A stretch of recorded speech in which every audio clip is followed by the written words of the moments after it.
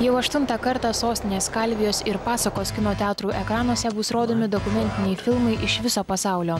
Tarptautinis Vilniaus dokumentinių filmų festivalis šiemet iki spalio 2 dienos kino gerbėjams siūlo išvysti per 30 įvairiausių filmų, susitikti su svečiais iš užsienio ir dalyvauti kino meistriškumo dirbtuvėse. Noriu dėti akcentus ant festivalio atidarymo ir uždarymo, todėl kad kaip niekad šiemet mes turim galimybę pasidžiaugti dviem labai naujais lietuviškais filmais.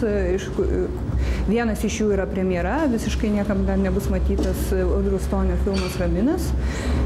Uždarimui taip pat turim staigmeną, tai yra labai jaunas režisierius, galima sakyti debutuojantis dokumentiniam kine, tai Mindaugas Survila.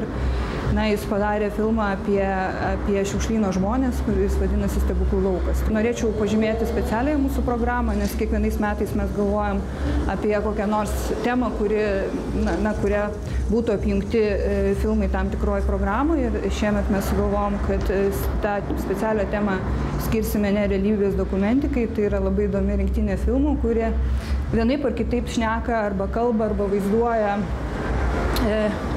žmogaus sukurtų pasaulių zonas. Šių metų festivalio konkursinėje programoje varžysis po 4 filmus iš Lietuvos, Latvijos ir Estijos.